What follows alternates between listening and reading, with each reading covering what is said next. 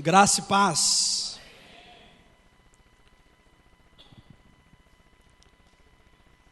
Você consegue se lembrar qual foi a melhor notícia que você já recebeu na sua vida? Pensa um pouquinho. Qual foi a melhor notícia que você já recebeu? Você pode lembrar de talvez algum concurso público que você passou, alguma prova, ou mesmo, aqueles que na escola comemoravam assim, passar direto, passei. Ou alguma outra ocasião que você se lembre, uma boa notícia que você recebeu. Quem que é pai ou mãe? Uau, maioria.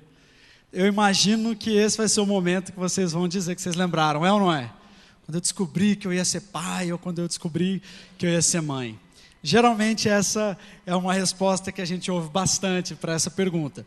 Eu não tive esse privilégio ainda, Eu vou fazer 3 anos de casado em fevereiro, e aí assim, o pessoal já fica, na espera.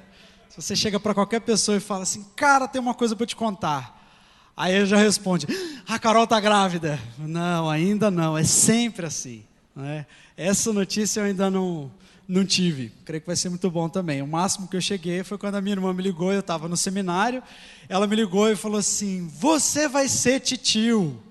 Eu falei, uau, fiquei tão feliz, saí contando para todo mundo que eu ia ser tio, e eu ia ser tio, e eu ia ser tio. E aí as pessoas até ficavam assim, mas não aconteceu nada ainda, o bebê nem nasceu ainda, acabamos de saber que ele existiu e parece que já tudo mudou. Mas eu me lembro de uma boa notícia que eu recebi, de uma maneira assim, um tanto quanto diferente. Há 2 anos atrás, mais ou menos nessa época do ano, eu recebi uma boa notícia. O meu time de futebol estava disputando a final do Mundial de Clubes lá no Japão. O Corinthians estava jogando a final lá com o Chelsea, E o jogo era num domingo de manhã. Só que no domingo de manhã, eu ia estar pregando aqui na igreja. E aí eu não ia assistir o jogo, obviamente. Aí eu lembro que um amigo perguntou, cara, puxa vida, você não tem ninguém que pode substituir lá para você poder assistir o jogo, Afinal de contas, não é toda vez que isso acontece com o seu time. A próxima pode ser só daqui 100 anos, então acho que é bom você não perder esse jogo.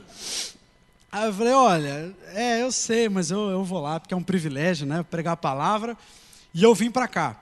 Aí eu estava sentado aqui na frente, e aí um amigo meu que estava aqui na igreja também, estava sentado lá no fundo, não vou falar o nome dele, tá?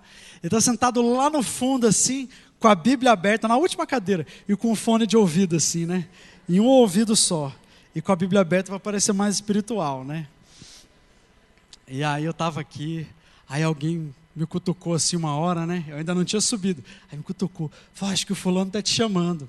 Aí eu olhei lá no fundo, ele estava assim, ó.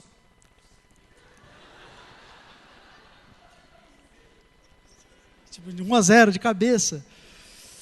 E aí eu falei, que bom, Glória a Deus, o Senhor está honrando o seu servo aqui, Aí eu subi para pregar, eu estava aqui já no meio da pregação, quando eu vi aquela alma evangélica correndo aqui no fundo, acabou, e tal, só na mímica.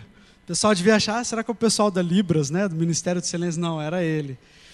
Aí eu até perdi assim o rumo, estava pregando, aí eu, quer dizer, glória, glória a Deus, aleluia. Mas foi uma boa notícia que eu recebi. Foi diferente, mas foi uma boa notícia.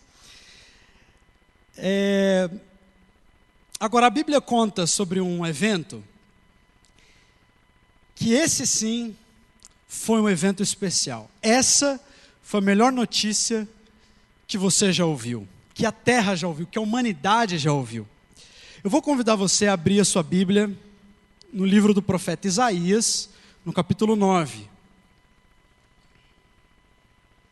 Isaías, capítulo 9, nós vamos ler do 1 ao 7. Vou pedir para você deixar aberto aí. Isaías 9. Mas essa notícia, ela apareceu em Lucas capítulo 2. Você não precisa abrir lá que eu vou ler o texto. Mas em Lucas capítulo 2 acontece um evento muito especial, muito importante na história do universo. Nessa noite o universo parou e ficou assistindo de camarote. E aí um anjo veio da parte de Deus e encontrou alguns pastores que estavam no meio de um campo lá em Belém da Judeia. E esse anjo apareceu e a glória do Senhor resplandeceu ao redor deles e eles ficaram aterrorizados. Mas o anjo lhes disse, lá em Lucas 2:8, não tenham medo. Eu estou trazendo boas novas, boas notícias de grande alegria para vocês, que são para todo o povo. Uma boa notícia para nós também. Hoje, na cidade de Davi, nasceu o Salvador, que é Cristo o Senhor. Hoje, na cidade de Davi, nasceu o Salvador, que é Cristo o Senhor. Essa é a melhor notícia da qual já se teve notícia. Esse é o maior acontecimento da história. Em volta desse acontecimento, todas as outras coisas aconteceram. A criação foi criada para este dia. Essa é a melhor notícia que você vai poder receber em toda a sua vida. Nenhuma notícia vai ser melhor do que essa. Jesus nasceu. Isso muda todas as coisas. Então, vira aí para a pessoa que está do seu lado e fala assim: quer ouvir uma boa notícia? Jesus nasceu.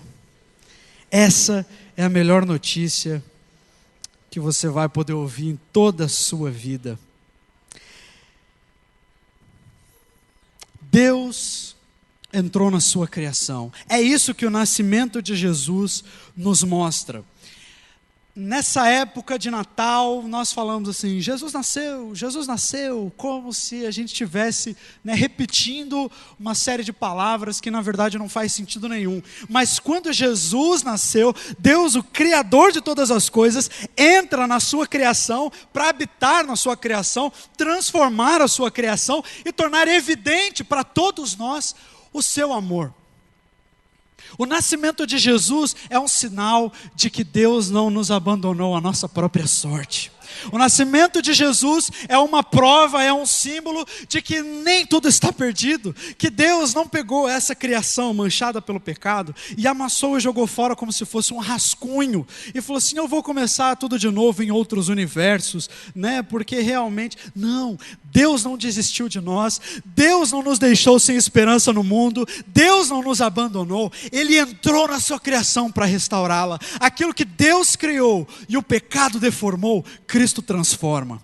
E é isso que Jesus veio fazer. Então, quando Jesus nasce, isso é importante para nós, porque isso nos diz que nós não estamos sem esperança. Não sei se você já chegou em algum momento da sua vida em que você pensou assim, será que ainda tem jeito? Será que a minha vida tem jeito? Será que meu casamento tem jeito? Será que as minhas emoções têm jeito ainda? Meu irmão, a minha boa notícia para você hoje é que Jesus nasceu, e porque Jesus nasceu tudo pode mudar, porque Jesus nasceu Deus está agindo na sua criação, porque Jesus nasceu as coisas podem ser diferentes, porque Deus entrou na sua criação, e não só no ano 1, como nós contamos o ano 1 depois de Cristo, o ano que Jesus nasceu, mas ainda hoje o Senhor está ativo na sua criação, Ele está pronto para salvar. É isso que o nascimento de Jesus nos diz, por isso que Ele é a melhor notícia de todos os tempos, é a melhor notícia da história. Jesus nasceu, isso é o Evangelho, essa é a boa notícia. A palavra Evangelho significa exatamente isso, boa notícia, boas notícias, a boa nova.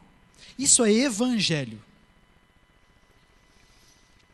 Às vezes as pessoas fazem algumas confusões de termos, entre talvez Evangelho e o que eu imagino que elas estejam querendo dizer, que a gente pode colocar como cristianismo. Cristianismo e Evangelho são coisas bem parecidas, mas não é a mesma coisa. Evangelho é uma boa notícia.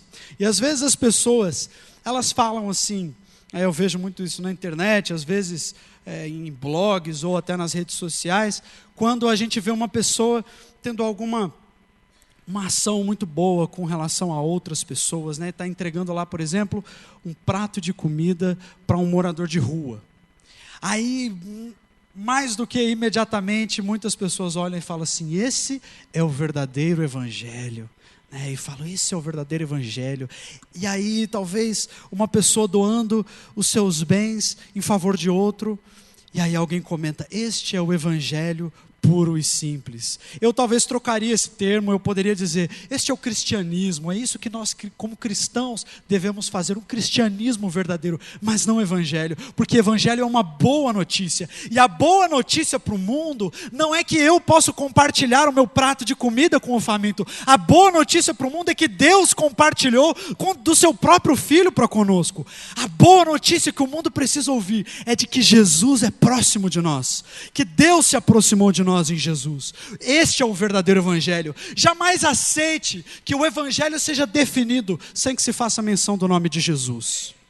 Jamais aceite que alguém diga assim: isso é o evangelho, e não fale o nome de Jesus. Senão nós estamos dizendo que outras coisas são a boa notícia. Nós somos a boa notícia, a solidariedade é a boa notícia. Não, Jesus é a boa notícia para o mundo. Ele é a melhor notícia que a história já recebeu. Jesus é o evangelho. Amém? Esse nascimento de Jesus, ele não aconteceu ao acaso, não foi uma coisa assim que simplesmente aconteceu. E aí um homem muito bom viveu naquela época lá na Palestina, e aí as pessoas elevaram este homem ao status de guru espiritual. Não, o nascimento de Jesus já havia sido profetizado muito tempo antes. Muito tempo antes. Você está com a sua Bíblia aberta no livro do profeta Isaías. Isaías foi um profeta da parte de Deus que profetizou em Judá. E ele profetizou mais ou menos 8 séculos antes de Jesus. Aproximadamente 740, 760 anos antes de Jesus nascer, Isaías já estava profetizando da parte de Deus que o Messias nasceria. Isaías foi o profeta que mais falou, mais profetizou acerca do Messias. Isaías fala sobre o nascimento de Jesus, Isaías fala sobre a maneira como Jesus iria viver, Isaías fala do ministério de Jesus, Isaías fala da morte de Jesus. Ele fala tanto de Jesus, na verdade, que muitos estudiosos da Bíblia falam que Isaías é o 5º evangelho, ou que ele é o profeta evangélico, porque ele fala das boas novas e ele profetizou muito sobre Jesus. E nesse texto que você tem aí, dos versículos 1 ao 7, Isaías ele faz um panorama dos impérios humanos, aqui nesse texto representado pelo império da Síria, e o reino de Deus, que haveria de ser trazido pelo Messias. Então ele faz um comparativo. Nós vamos ler o texto, mas eu quero chamar a tua atenção para um detalhe.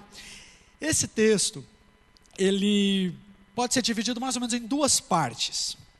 A primeira parte, dos versículos 1 ao versículo 4, Isaías fala sobre aquilo que o Messias vai fazer, sobre aquilo que ele vai trazer. E os últimos versículos, principalmente o versículo 6 e o versículo 7, falam sobre a identidade do Messias. Quem é o Messias? Então a primeira parte do texto diz o que faz o Messias, e a segunda parte do texto diz quem é o Messias. Então nós vamos inverter, nós vamos ler primeiro, vamos estudar primeiro quem é o Messias, para depois vermos o que é que o Messias faz. Então abre lá a sua Bíblia, se você ainda não abriu, Isaías 9, de 1 a 7. E vamos ler. Contudo, não haverá mais escuridão para os que estavam aflitos. No passado, ele humilhou a terra de Zebulon e Naftali, mas no futuro, ele, o Messias, ele honrará a Galileia dos gentios, o caminho do mar junto ao Jordão. O povo que caminhava em trevas viu uma grande luz. Sobre os que viviam na terra da sombra da morte, raiou uma luz. Fizeste crescer a nação e aumentaste a sua alegria. Eles se alegram diante de ti, como os que se regozijam na colheita, como os que exultem quando dividem os bens tomados na batalha. Pois tu, Messias, tu destruíste o jugo que os oprimia, a canga que estava sobre os seus ombros e a vara de castigo do seu opressor, como no dia da derrota de Midian. Pois toda bota de guerreiro usada em combate e toda veste revolvida em sangue, ou seja, símbolos de violência, símbolos de guerra, serão queimados como lenha no fogo. E aí ele começa a dizer sobre quem é o Messias. Porque um menino nos nasceu, um filho nos foi dado, e o governo está sobre os seus ombros, e ele será chamado Maravilhoso Conselheiro, Deus Poderoso, Pai da Eternidade e Príncipe da Paz. Ele estenderá o seu domínio, e haverá paz sem fim sobre o trono de Davi e sobre o seu reino, estabelecido e mantido com justiça e retidão, desde agora e para sempre. Amém? Quem é Jesus? Quem é esse Messias prometido? Versículo 6 dá alguns títulos para esse menino que haveria de nascer. O primeiro título que Jesus recebe de Isaías é a expressão maravilhoso conselheiro. Ele é um maravilhoso conselheiro. Isso é maravilhoso, isso é demais. A expressão maravilhoso significa que é muito grande, é muito especial, está acima da nossa capacidade de compreensão. Jesus é um maravilhoso conselheiro, porque Ele conhece todas as coisas. Esse título, ele fala que Jesus está acima do entendimento humano. Ele não pode ser categorizado em categorias humanas, porque Ele é muito mais do que um homem. Ele é o próprio Deus. Ele é maravilhoso. Ele é acima de qualquer expectativa. Este é o Filho de Deus. Ele se despojou da sua glória. Ele veio habitar entre nós. Por isso, Ele é maravilhoso. Jesus é maravilhoso e tudo sobre Jesus é maravilhoso. A vida de Jesus foi maravilhosa. O nascimento de Jesus foi maravilhoso. Foi acima de qualquer expectativa. Ele nasceu de uma virgem, de uma mulher que não teve relação sexual com o seu futuro marido. Foi uma concepção maravilhosa. Foi um nascimento maravilhoso. Um nascimento humilde, numa estrebaria, num estábulo para animais. Há algum tempo atrás nasceu o herdeiro do trono da Inglaterra, né? E aí tinha tanta gente, né, em volta daquele hospital, e os tabloides, e os jornais, todo mundo noticiando sobre o nascimento daquele herdeiro. Mas o Filho de Deus nasceu entre os animais, no meio da sua criação. Foi um nascimento maravilhoso. Os ensinamentos de Jesus foram maravilhosos. Eles passam séculos e séculos e séculos e continuam sendo maravilhosos. Os milagres de Jesus jamais foram superados. Tudo aquilo que Ele fez foi maravilhoso. A morte de Jesus foi maravilhosa. Foi uma morte que abalou os alicerces de todo o universo. Os olhos do universo estavam sobre a terra no momento daquela morte. A ressurreição de Jesus foi algo maravilhoso. E quando Jesus subiu aos céus também foi maravilhoso, porque os discípulos ficaram olhando, e aí o anjo falou assim: por que vocês estão tão maravilhados? Porque é maravilhoso, né?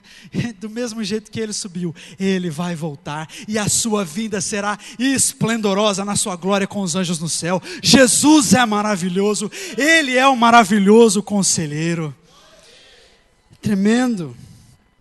Ele é maravilhoso, porque Ele vem para nos revelar a plenitude de Deus. Ele vem para abençoar e não amaldiçoar. Ele é maravilhoso porque Ele vem para curar e não para matar. Ele vem para levantar o caído, para dar descanso ao cansado, para trazer a paz e não a guerra, para dar a vida e não a morte. Jesus foi tão maravilhoso que os seus inimigos, para prendê-lo e condená-lo, tiveram que acusá-lo de fazer o bem. De tão maravilhoso que Ele era, a única falta que foi encontrada nele. Em momento algum Ele viveu em função de si mesmo, mas Ele viveu intensamente a favor dos outros. Nunca rejeitou os seus e os amou até o fim. Deu a sua vida por aqueles que nada tinham, nada eram. Ele viveu para buscar o perdido e restaurar os feridos. Ele é maravilhoso, o nome dele é maravilhoso, Ele é inigualável, Ele é a melhor notícia que nós já tivemos, Ele é a notícia que o mundo está precisando ouvir.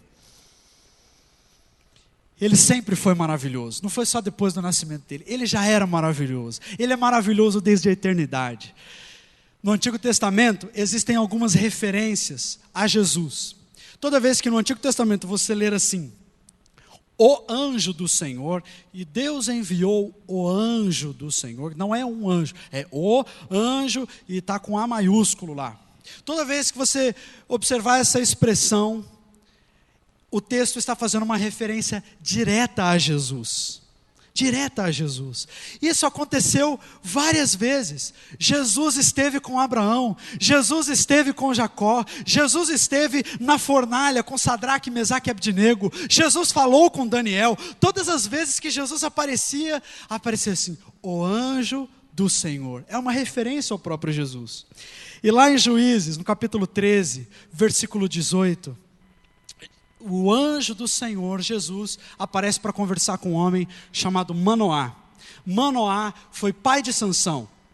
E o anjo do Senhor, o próprio Cristo, fala com Manoá sobre o filho que ele iria ter, qual era o propósito de Deus com o nascimento daquele filho, o que é que Deus iria fazer na nação de Israel através de Sansão. E Manoá conversa com o anjo do Senhor. E Manoá pergunta: qual é o seu nome? E o que o anjo responde? Lá no versículo 18 de Juízes 13, respondeu-lhe o anjo do Senhor e lhe disse: por que me perguntas assim pelo meu nome, que é maravilhoso? Glória a Deus, Ele sempre foi maravilhoso. Ele é maravilhoso desde a eternidade. Mas Ele é um maravilhoso conselheiro. O que quer dizer isso? Maravilhoso conselheiro. Ele é um líder maravilhoso. Ele é um guia maravilhoso. Ele tem resposta para todas as questões da nossa vida. Ele tem uma palavra de vida para nós em todas as ocasiões. Quem é que lidera a sua vida? De onde é que você tira os seus ideais, as suas metas? Como é que você faz os seus planejamentos? Com quem você se aconselha? Jesus é um maravilhoso conselheiro. Jamais deixe de perguntar para Jesus. Deixe que Ele guie a sua vida, porque Ele é um maravilhoso conselheiro. Ele ilumina os nossos caminhos pela sua sabedoria, porque Ele mesmo é a sabedoria de Deus. Paulo diz lá em Colossenses capítulo 2, versículo 3, nele estão ocultos os tesouros da sabedoria. Cada decisão que Ele toma é a decisão correta. Por isso, o governo está sobre os seus ombros. Nós podemos confiar no maravilhoso conselheiro, podemos segui-lo. Devemos sempre buscá-lo primeiro, antes dos outros conselheiros, antes dos livros, antes das outras ideias, antes das outras pessoas. Devemos buscar o maravilhoso conselheiro. Ele é o maravilhoso conselheiro. O segundo título que Isaías dá para Jesus é o Deus forte. Repita comigo: Deus forte. E esse título deixa claro que esse menino, ele não é nada mais, nada menos que o próprio Deus. O termo aqui é El Gibor. El Gibor. Isso é um termo de autoridade, era usado para os heróis, para os homens valentes, para os homens fortes. É como se Jesus fosse uma mistura de Super-Homem com Homem-Aranha, com Jason Bourne e Indiana Jones, né? Mas ele é muito mais do que isso. Ele é Deus forte. O fato de Deus ser um Deus forte e de um outro nome de Jesus ser Emanuel, aí fica muito melhor, né? Porque Ele é o Deus Todo-Poderoso, mas Ele ainda assim é Deus conosco. O Deus que pode todas as coisas, ama você, e é Deus com você, e é Deus em você. Ele não te abandona, e a força dEle é o que te faz vencer, amém? Ele é Deus forte, e Ele é Deus conosco. Só uma curiosidade, que eu falei do termo El Gibor, que é o termo em hebraico. O termo hebraico para maravilhoso, que nós falamos, o maravilhoso conselheiro, maravilhoso aqui é uma palavra conhecida de vocês: Pelé. Pelé, é verdade, maravilhoso em hebraico é Pelé. Já pensou? Essa é uma boa para você tirar com seu amigo argentino. Você fala, se o nome do Maradona está na Bíblia? Não está, mas Pelé é um maravilhoso. Você já pode tirar uma onda com ele. Mas Jesus, Ele é Deus forte. Ele é muito mais do que um super-herói. Ele é o próprio Deus. Esse termo ele é tão pesado, ele é tão denso, ele é tão robusto, porque Deus forte é um termo usado para o próprio Deus.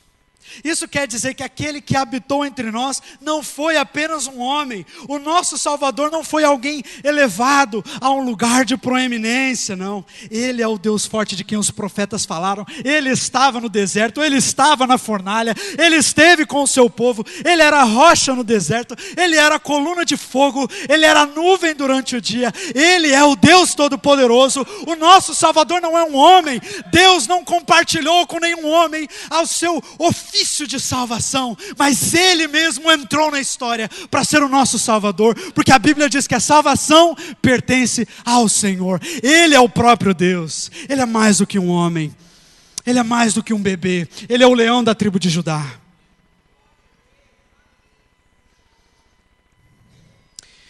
Jesus, Ele não é uma divindade tribal, Ele não é um Deus pequeno, Ele não é um Deus com D minúsculo, Ele não é um Deus morto que precisa ser carregado nos ombros dos seus seguidores.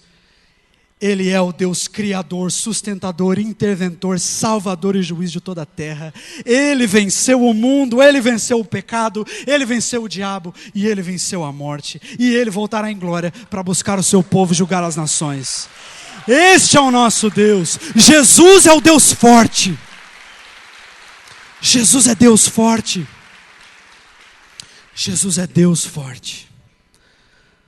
O que as pessoas precisam é de um Deus forte. Só um Deus forte pode redimir um mundo caído. Um teólogo contemporâneo nosso, inglês, chamado N.T. Wright, diz: Jesus não é um segundo Deus. Isso comprometeria inteiramente o monoteísmo. Ele não é uma figura semidivina intermediária. Ele é o único em quem a identidade do Deus de Israel é revelada. Por isso ninguém pode falar deste Deus sem pensar em Jesus, ou falar de Jesus sem pensar no nosso único Deus, o Deus Criador, o Deus de Israel.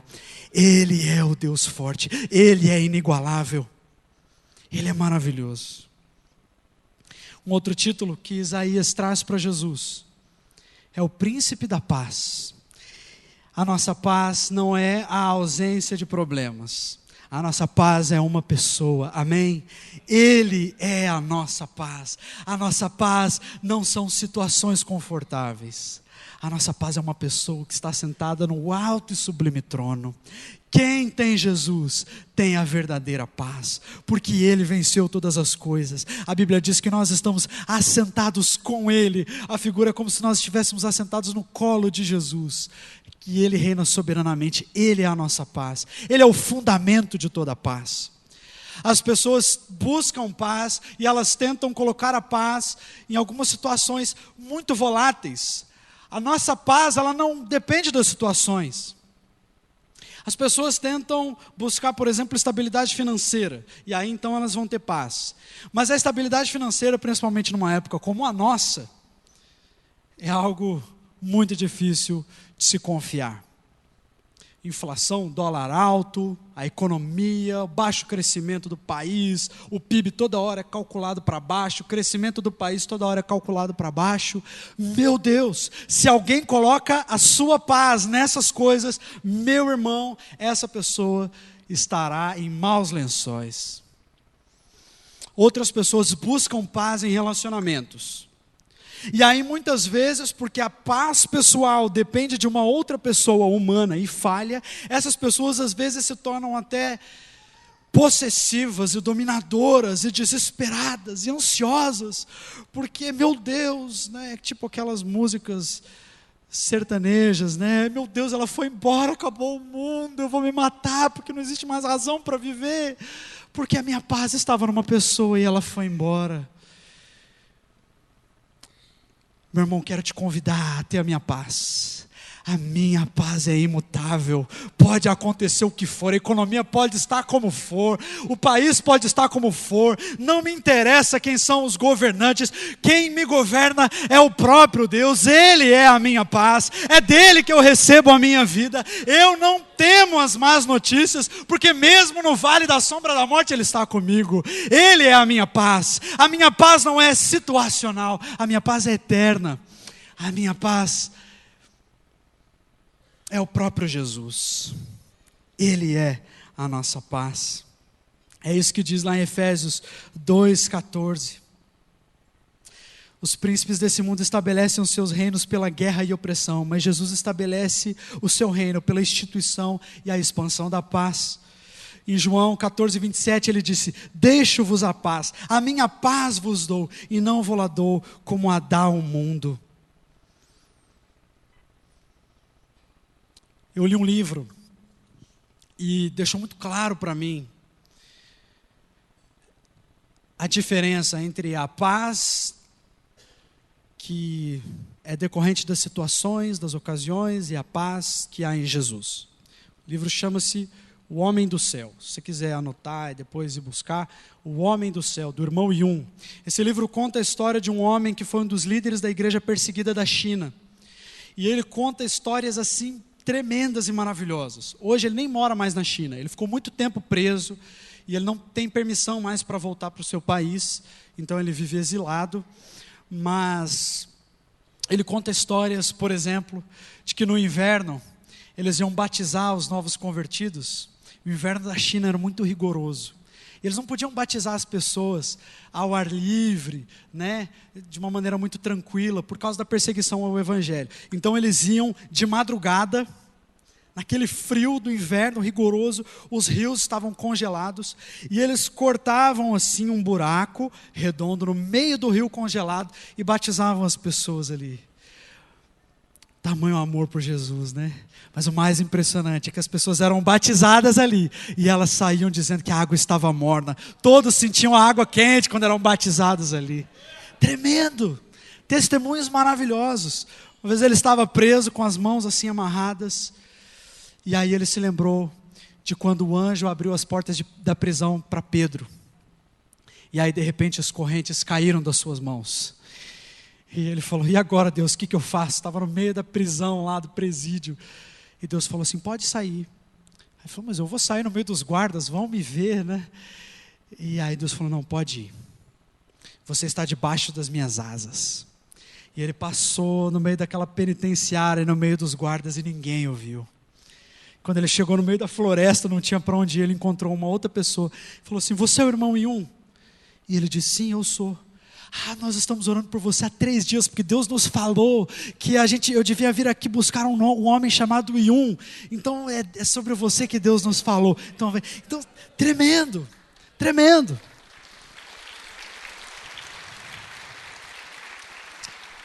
E nesse livro, em uma das vezes que ele foi preso, ele conta que ele foi espancado em praça pública, e ele era como se fosse um exemplo para as outras pessoas, para que não fossem cristãs. E aí ele estava lá apanhando, sendo surrado diante das pessoas, e ele já estava assim com o rosto desfigurado e ensanguentado. E aí ele caiu aos pés de uma senhora que, olhando aquela situação, começou a chorar, de pena dele. E aí ele olhou para aquela mulher e falou assim: não chore por mim, chore pelos perdidos, porque eles não ouviram de Cristo. Uau! Isso é uma paz que o mundo não conhece. É uma paz que não depende da situação. Só Jesus pode nos trazer essa paz, porque Ele é o príncipe da paz.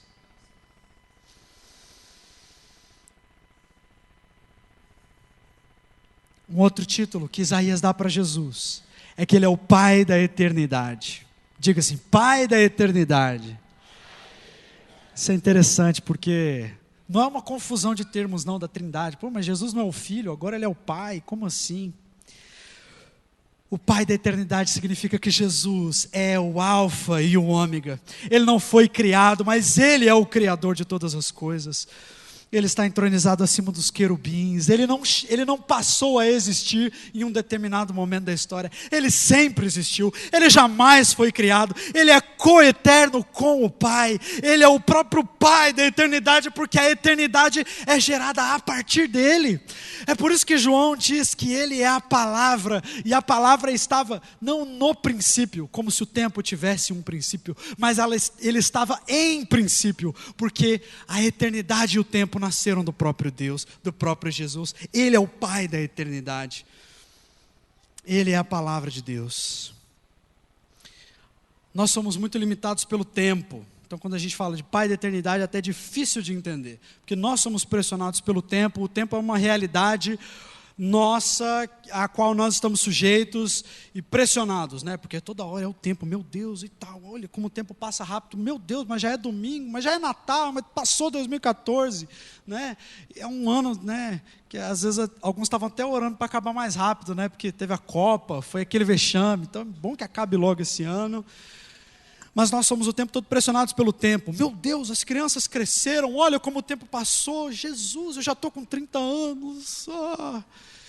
O tempo nos pressiona, mas o tempo não pressiona o Senhor Jesus, porque o Senhor Jesus não está sujeito ao tempo. O tempo não pode contê-lo. Ele é o Pai da eternidade.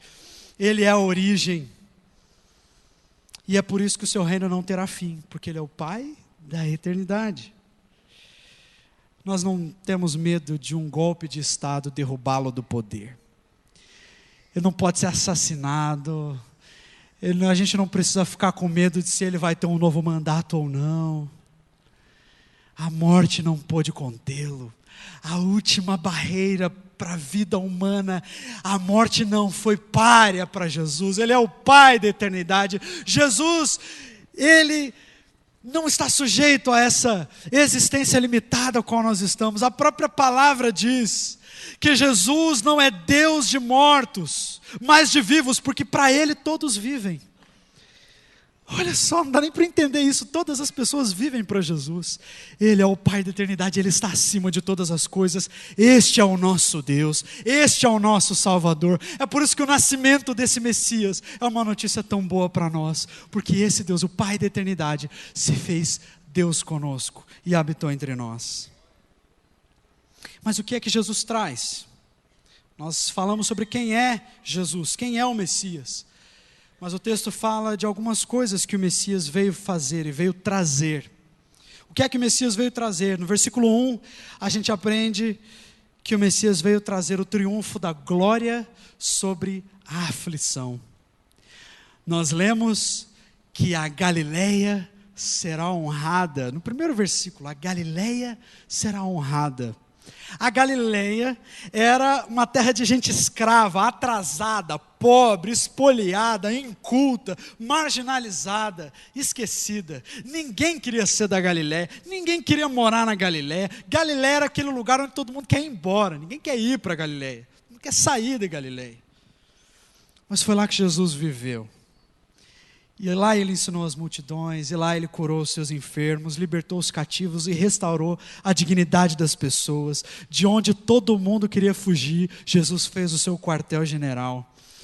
Onde Jesus chega, Ele restaura o desvalido, Ele faz conosco aquilo que Ele fez na Galileia.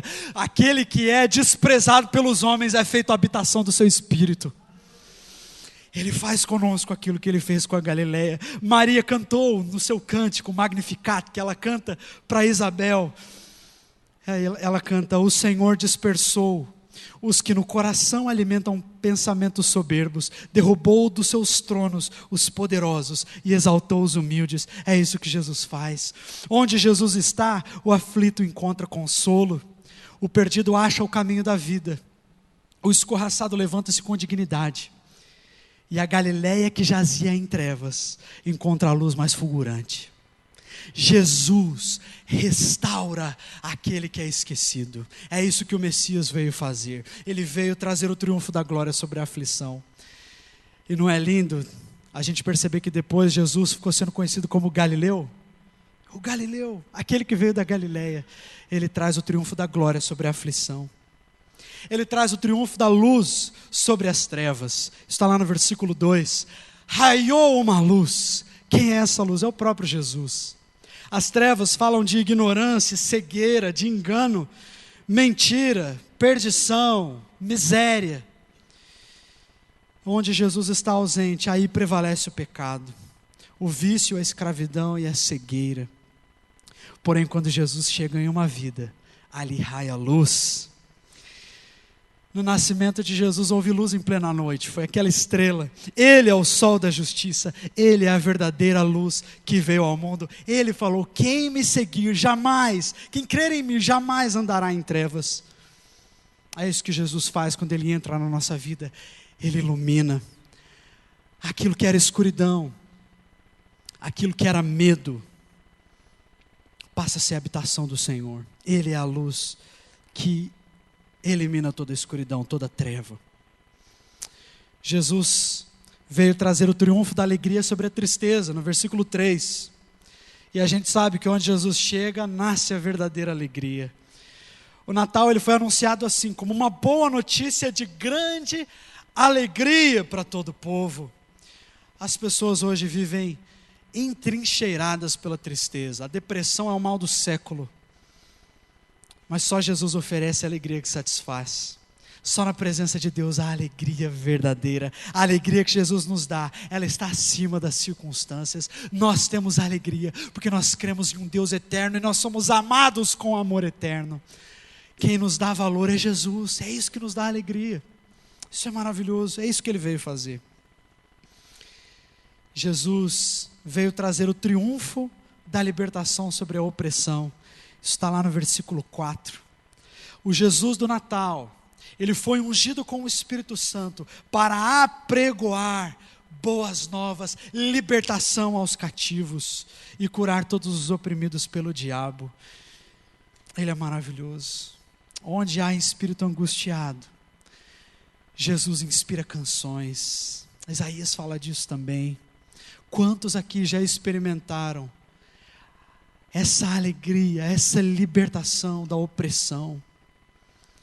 Isso só pode acontecer em Jesus. Eu não sei se você está vivendo ainda num tempo de opressão, se você ainda está vivendo num tempo de tristeza, num tempo de trevas, mas a boa notícia para você é que Jesus nasceu. E porque Jesus nasceu, tudo isso aqui é possível de se viver. Porque Jesus é o Messias de Deus. Ele é o Deus forte. Ele é o maravilhoso conselheiro. Ele é o Pai da eternidade. Ele é o príncipe da paz. Só Ele pode libertar. Ele disse para os seus discípulos: se o Filho vos libertar, verdadeiramente sereis livres. E conhecereis a verdade, e a verdade vos libertará. Ninguém pode fazer o que Jesus faz. O mundo não pode fazer o que Jesus faz. Certa vez em João, capítulo 7, Jesus estava pregando e alguns religiosos haviam dado ordem para soldados prenderem a Jesus. E eles foram até Jesus para prendê-lo. Mas não estava na hora dele ser preso, eles não podiam se aproximar de Jesus. E eles começaram a ouvir Jesus e quando eles voltaram, aqueles que os contrataram perguntaram: e aí, mas vocês não prenderam Jesus? E os guardas falaram assim: ninguém nunca, jamais falou como este homem. Ele é diferente, ele é maravilhoso, ele é totalmente outro. Esse é Jesus. Esse é o Jesus profetizado nas Sagradas Escrituras pelos seus profetas. Esse é o Jesus que Paulo diz lá no primeiro capítulo de Romanos, que nasceu na descendência de Davi segundo a carne e foi confirmado pelo Espírito da ressurreição como Filho de Deus. É por isso que o nascimento de Jesus é a melhor notícia que o homem pode receber. É a melhor notícia da história, a maior notícia de todos os tempos. Porque Jesus nasceu, é possível que nós sejamos livres. Porque Jesus nasceu, a morte não encerra a nossa existência. Porque Ele vive, posso crer no amanhã. Ele é o Messias, Ele nasceu. Essa é a boa notícia. Se você veio para cá, nessa noite, esperando ouvir uma boa notícia, é isso que eu tenho para te dizer. Não vamos falar mais nada a não ser de Cristo e esse crucificado. Ele é o nosso Senhor, Ele tem tudo o que você precisa.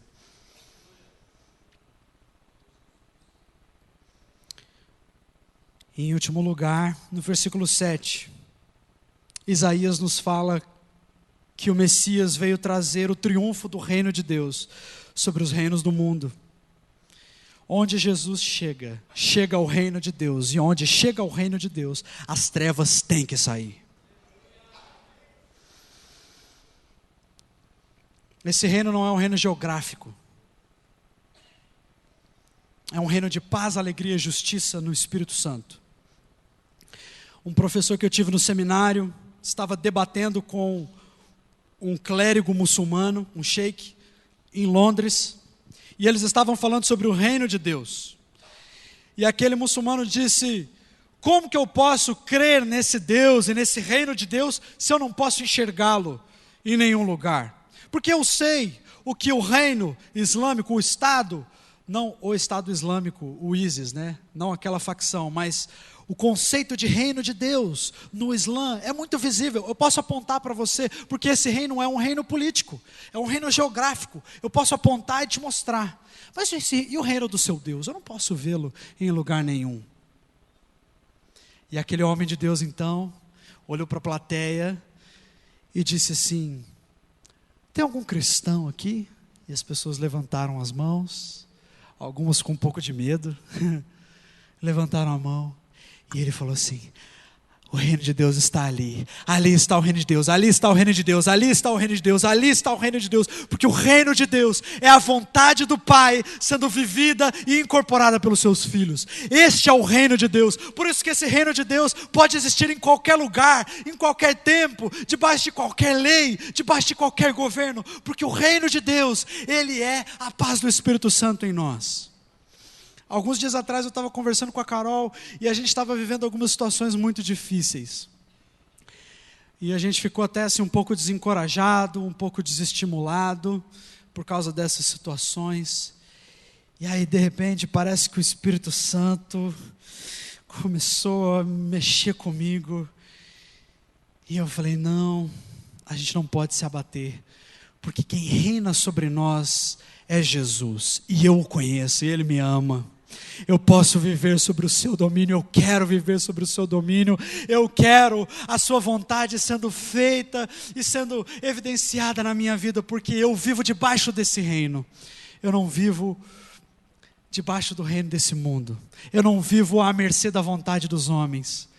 Eu me lembro quando a gente estava para comprar a nossa casa, a gente estava procurando e nada dava certo.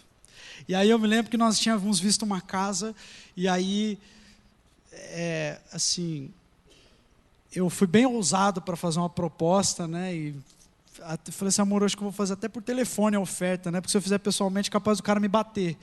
E aí, se ele quiser, ele só desliga o telefone. Eu fiz aquela proposta, ele foi bastante educado, falou assim: eu vou pensar. E aí eu me lembro, naquela noite eu fui orar, falei: oh Deus, toca no coração daquele homem, em nome de Jesus, que ele tem um sonho com o anjo do Senhor e tal. E aí Deus falou assim: eu não vou deixar que ninguém te dê uma casa, eu vou te dar essa casa. Você não depende dos homens, você não precisa mendigar nada dos homens, porque você está debaixo do meu reino. Eu sou o rei sobre você, eu é que digo o que acontece e o que deixa de acontecer. Eu falei: glória a Deus, é isso, eu vivo debaixo do reino de Deus. É Deus que diz, que decreta sobre mim, e não esse mundo. O reino de Deus é esse reino de justiça. Ele está entre nós e Ele está dentro de nós. Mas Ele vai ser planificado um dia, na segunda vinda de Jesus. Aí esse reino vai avançar ainda mais vitorioso. Reis caem, nações deixam de existir, mas o reino de Cristo permanece para sempre. Esse reino vai governar de mar a mar, e toda a terra se encherá do conhecimento da glória do Senhor. Porque Jesus nasceu. Porque Jesus nasceu. Haverá salvação, porque Jesus nasceu. Haverá eternidade no céu com Deus, porque Jesus nasceu. Essa é a grande notícia. É por isso que a gente celebra o Natal. Feche seus olhos.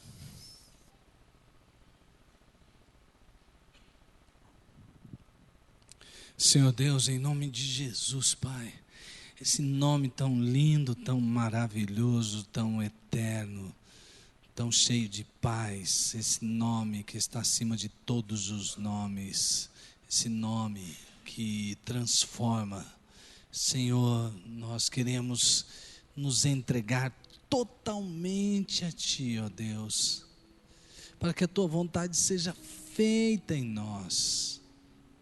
Continue orando, meu irmão, deixe Deus continuar ministrando essa palavra ao seu coração, continue de olhos fechados, continue intercedendo, deixe isso descer para o seu coração, essa palavra revelada de Deus. Jesus é maravilhoso, Ele é conselheiro, Ele é o Deus forte, Ele é o Pai da eternidade. Ele é o príncipe da paz. Se você veio aqui esta noite e você ainda não se entregou a esse Jesus, não é conhecê-lo. Conhecê-lo é algo que muitos conhecem, às vezes distorcidamente, mas não basta conhecê-lo, é preciso que você se entregue a Ele. A questão é quem está dando destino à sua vida, quem tem o comando da sua vida. Talvez muitas vezes você já disse, não, ninguém manda em mim, eu sou dono do meu próprio nariz. Mas você mesmo sabe que você não tem o controle total da sua vida, mas você tenta ter, é justamente por causa disso que você não tem. Você precisa passar o controle da sua vida para Jesus. Esse é o pecado humano. Não entregar o controle da vida para o maravilhoso conselheiro.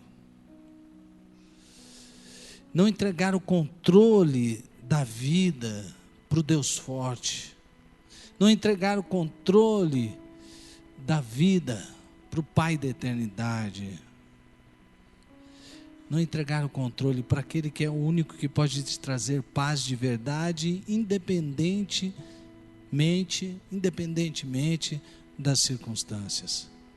Por isso o convite de Deus para você agora é que você entregue a sua vida para Jesus. Você não quer fazer isso? Hoje, agora você pode fazer isso. Então, nesse momento, de onde você está, você quer entregar sua vida para Jesus. Você que está aí dizendo assim, eu quero me entregar. De onde você está? Você que está entregando sua vida para Jesus, você quer entregar sua vida para Jesus. Levante a sua mão, alguém aqui quer fazer isso. Levante a sua mão e diga, eu me entrego totalmente a Jesus. Eu quero que Ele controle a minha vida. Levante a sua mão, o Espírito Santo de Deus está trabalhando. Deus abençoe você. Há mais alguém? Levante a sua mão, pode baixar a sua mão, querido. Deus abençoe você também, querida. Há mais alguém que o Espírito Santo de Deus está trabalhando? Entregue sua vida para Jesus. Não há ninguém melhor.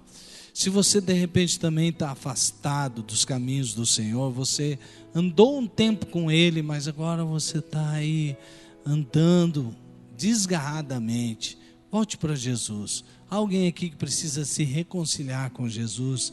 Levante sua mão também, levante sua mão, volte para Jesus. Há alguém? Deus abençoe você. Há mais alguém que quer entregar sua vida para Jesus ou se reconciliar com Ele? Deus abençoe você. Há mais alguém? Levante a sua mão, diga sim, Jesus, sim, Jesus, diga sim para Jesus. Há mais alguém? Levante sua mão. O Espírito Santo é quem convence o homem do pecado, da justiça e do juízo. Você tem liberdade aqui no nosso meio para entregar sua vida para Jesus. Nada, nem ninguém pode impedir que você faça isso. Há mais alguém que quer entregar sua vida para Jesus? Levante sua mão. Mais alguém? Deus abençoe vocês. Há mais alguém? Quer entregar sua vida para Jesus? Levante a sua mão e diga sim, Jesus, eu te quero como Senhor da minha vida. Se há mais alguém agora, não deixe para amanhã, nem para depois, é agora, essa é a hora. A revelação do Pai já foi entregue para você esta noite. O que você fará com Jesus, que é a revelação dele? Coloque-o como Senhor da sua vida. Há mais alguém? Levante sua mão. Tome essa decisão agora. Eu quero que Jesus seja o Senhor da minha vida. Deus abençoe você. Há mais alguém? Mais alguém? Levante sua mão e diga, eu quero Jesus. Eu me decido. Nada nem ninguém pode impedir você de fazer isso. Faça isso agora, em nome de Jesus. Há mais alguém? Então vamos fazer o seguinte, eu quero convidar você que levantou sua mão. Nós queremos orar por você agora, em nome de Jesus. Então saia do seu lugar agora e venha receber essa oração, que é a oração mais importante da sua vida. Todos vocês que levantaram suas mãos, por favor, venham aqui à frente. Venha, pode vir. Todos que levantaram suas mãos. Você vai ser... uma outra pessoa, uma pessoa abençoada, uma pessoa recebida pelo Pai. Pode vir, venha, mesmo que você não tenha levantado a sua mão, que você sai do seu lugar agora, você dizendo assim, puxa, eu devia ter entregue minha vida para Jesus, não entreguei, e agora? Não importa se você não levantou a mão, sai do seu lugar agora e venha receber oração, em nome de Jesus, venha receber esta oração, venha fazer esta oração de renúncia, de entrega, em nome de Jesus. Isso pode vir chegando, em nome de Jesus, nome de Jesus, glória a Deus, louvado seja o nome do Senhor Jesus. Igreja, fique em pé, igreja de Deus, fique em pé. Nós estamos muito felizes por essa entrega, a igreja de Deus se alegra. Então agora eu quero convidar você a fazer uma oração, feche seus olhos e repita comigo a oração. Repetindo essa oração, você vai estar entregando sua vida para Jesus. Diga assim: Senhor Deus, eu sei que o Senhor me ama, e o Senhor enviou o seu Filho, que nasceu, viveu, morreu e ressuscitou. Eu agora quero entregar a minha vida para Jesus. Eu desejo que Ele seja o meu Senhor, o meu Salvador. Quero seguir a Jesus, quero obedecer a Jesus todos os dias da minha vida. Eu oro em nome de Jesus. Amém. Glória a Deus, louvado seja o nome do Senhor Jesus. Glória a Deus. Bom, você pode estar perguntando o que está escrito aqui nessa literatura. E agora? E agora, o que você faz? E agora? Nós queremos ajudar você nesse começo de vida cristã. Então, essa sua nova vida com Jesus, nós queremos ajudar. Então, aí, nessas poltronas atrás de você, nessas cadeiras, há uma ficha. Peço para você, preencha essa ficha, depois leve essa revistinha com você, e assim você estará sabendo o que fazer a partir de agora. Deus abençoe sua vida. Amém? Quantos foram abençoados pela palavra de Deus? Dá um glória a Deus aí. Amém, irmãos? Que palavra maravilhosa, não é? Falar de Jesus é sempre uma maravilha. É sempre uma maravilha. É uma revelação de Deus para nós. Vamos orar agora? Que o amor de Deus, o amor maravilhoso do Pai, que a graça redentora e sustentadora de Jesus, nosso amigo de todas as horas, que a comunhão, as consolações, o poder e a unção do Espírito de Cristo venha sobre a sua vida, agora e para sempre, no nome de Jesus. Amém. Amém. Glória a Deus. Louvado seja o nome do Senhor Jesus. Dê pelo menos 5 abraços antes de ir embora, hein? Dê aí. Lembra do convidado que levantou a mão, que você cumprimentou? Não esquece dele não, hein? Vamos lá, gente. Que Deus abençoe e tenha uma semana super de Deus.